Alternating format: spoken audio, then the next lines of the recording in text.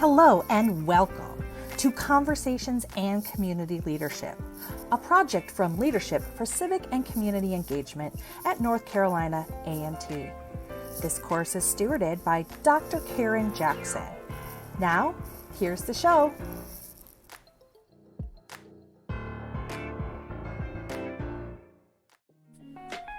Welcome to the 816 podcast, Bull City Edition. Today we're going to talk community engagement with Heidi Telemack, a former high school English teacher and instructional coach turned community organizer. I'm your host, Heidi Perez. Let's jump right in. Hello, Heidi. How are you? Hello, Heidi. I am well. How are you doing today? I'm doing great. I'm so glad and thankful that you could share this time with us today. I'd like to introduce Heidi Telemack, and I'm going to let Heidi tell us a little bit about the work that she does. Hello, and to everyone. My name is Heidi Telemack. I currently work in what we call broad-based organizing. I work for Durham Camp, and it's Durham Congregations, Associations, and Neighborhoods. And what we do is that we look at problems and partner with stakeholders, institutions, associations, neighborhoods regarding these problems. We try to cut a specific issue to develop an ask that we might go to those who we perceive after a power analysis have the power to make a decision regarding this issue. And we organize anywhere from 100 people, depending on the level of the issue, to as close to 1,000 people we've organized before. Wow, that's a lot of people. It's a lot of hard work for our community. Thank you for doing that for Durham. Absolutely. During our conversation today, we will refer to the Center for Scientific Collaboration and Community Engagement Community Participation Model. This model and information about it can be found at csce.org/resources/CPM. So I want to share a model of community participation that is from cscce.org. You can find this model on that website, cscce.org. And in this model, they lay out 4 different modes or types of community participation and engagement. And they range from what's labeled transmissive to transformational. And so the first type that they lay out is to convey and consume information. It's usually structured in one-to-many interactions where one person is sharing and many are consuming. It's meant to inform or motivate, and it often involves things like reading information or watching or listening information. And in this type of community participation, the organization or the institution is leveraging their power as experts. And so the next stage is to contribute. And so this is where a lot of times surveys or folks are asked for input. And this is crowdsourcing information. It's survey, like I said, survey input based. It's to get feedback. It's to gather information about skills within the group. And it's often circled around activities about commenting on specific items or questions, voting or liking or tagging. And in this case, the organization or institutional power is as the convener, as bringing people together to gather that information. In your experience, how have you seen the convey and consume and contribute modes of participation operate? In my own work, just as trying to organize an event, we definitely, and around an issue or particular agenda, we will organize people so that they can come and hear about it. And we end up having experts there who will convey the information to the group that we've organized so that they can hear. We may have something that they're watching, something that they're reading to try to help them to make a specific decision about it, or to see the value, or to understand the issue itself. I've also seen where we have, in contributing in the aspect of gathering people, you might do it, I've done it where we're trying to get a survey or listening session. So we host these events where we might have anywhere from 20 to 100 people. And what we're doing is we're trying to hear from them. What are some of the challenges? What may be the things that they're concerned about? And so we're getting information or feedback so that we can help us to frame what we're going to be focused on going after. So those are some key areas right there where I've seen the convey, consume, or the contribute items act out in our work. Okay. The next two stages in the model, the third stage in the model is collaborate. And this is where cooperation between those that come and the organization or group, they actually cooperate, they work together. They might both bring resources, they might both bring knowledge to the table. But the important part about collaboration, I think that is a big step from contributing, is that they're working to achieve a common goal. And so there's some work, some visioning around what that common goal is. There's often activities like discussion, exchanging knowledge, maybe producing some deliverables or concrete items.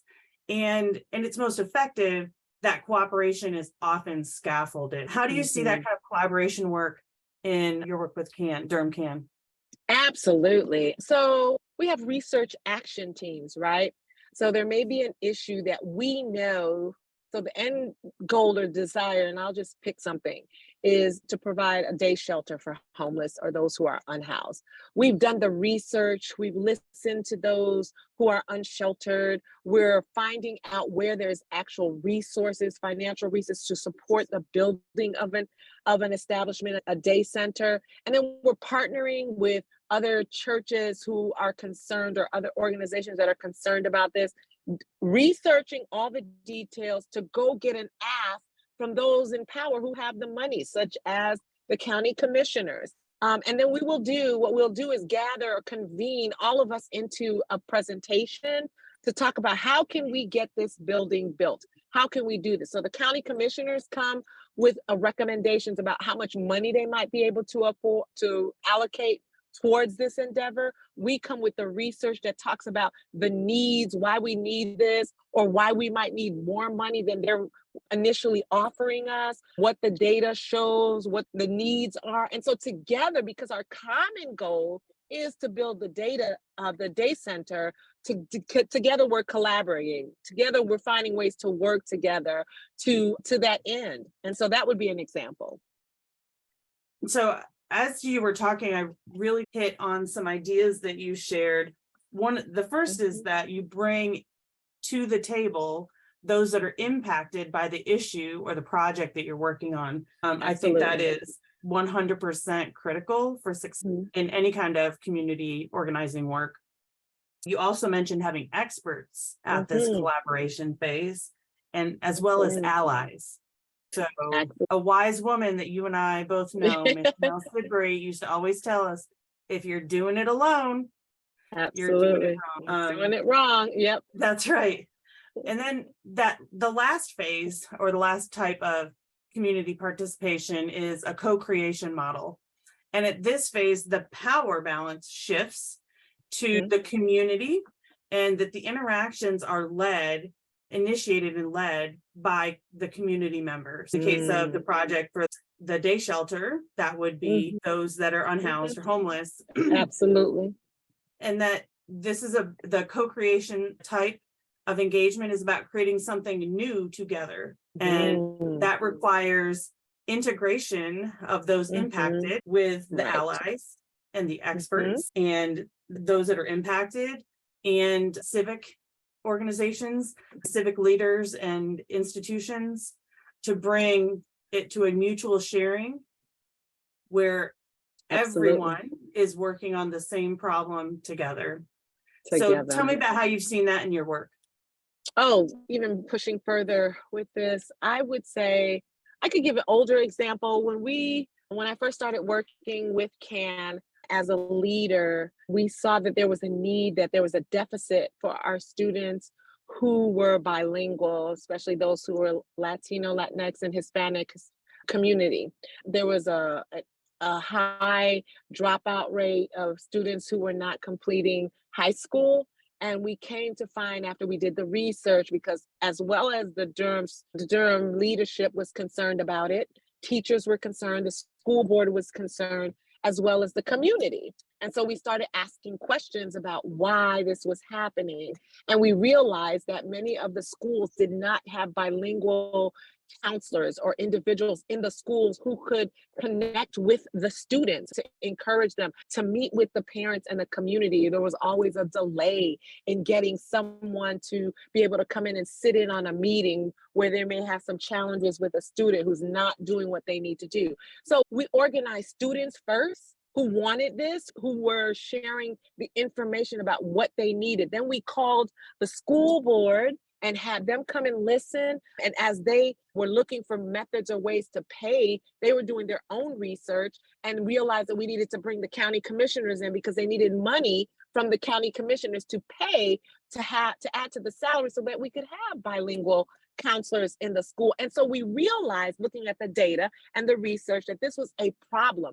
And we saw that when students had someone who could communicate with their parents, communicate with them effectively, help them to make clear decisions about advanced academic courses or going on to college, we were able to solidify the need for these bilingual counselors, establish them in the schools, and then watch how the dropout rate within the Hispanic and Latino community drop. It began to reduce. And that's the element of us co-creating. What do we need to do? We see that our students are dropping out. There's a need. The community is saying they can't communicate when they get to school. Somebody's not there that understands them, their culture, and their student. We're doing the research. Well, we need money. The school board says we're all for it. We want it. Where do we go? We all bring the county commissioners in and say, hey, here's where the money is. Watch how the numbers drop once you do this. And it did happen. And Durham Public Schools now today has bilingual counselors in schools because of the work of Durham Camp. Yes, we do. And again, I'll thank you for the work that you do and Durham Camp does in our community. It's super important work. And so I do want to go back to the idea of public schools and practices for community engagement. And so one of the things that Ketty didn't share with us is that she was a teacher and instructional coach at C.E. Jordan High School for many years. Yes, 16 years. 16 years. And she's a member of that community as well. Absolutely. And so when you look at your work that you do now with Durham Camp, and you look at the work that you did in C.E. Jordan and in Durham Public Schools, where do you see some opportunities for public schools to use practices that will stop perpetuating these kind of barriers to true community engagement, not just family, not just kids, but true community engagement, where the impacted, the experts, the allies, and the research come together? Whew, that's a good one. So there are various different communities that the public school system, and here in Durham, it's different in various communities, right? I think within our system, sometimes we're more willing to present the facade that we're actually listening to the community and hearing their actual needs. And if we would still bring them back to the table as we try to figure out what are the solutions to help them, to help the community. How can we implement these solutions? And oftentimes, I think the disservice happens that we listen only once. We go back to the table as leadership in the schools and create a solution. We don't go back and visit and test it in the community. See, is this really a solution for your community, for your students, for this school? And allow them the opportunity to come and say, you know what? This isn't going to work. And I'm going to tell you why. You're missing something here. You're missing this. Have you considered this part? And have you called in like the mentor groups that work with our kids all the time in the community? Have you called in the people who work at the park to sit at the table to understand? Did you call their parents?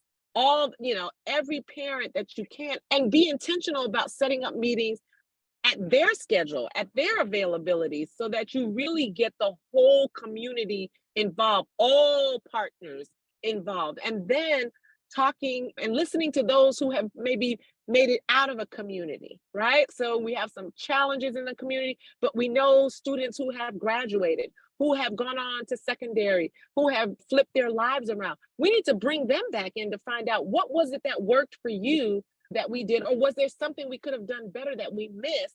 Tell us, how do we do this? And I think that's key for a system in order to do that.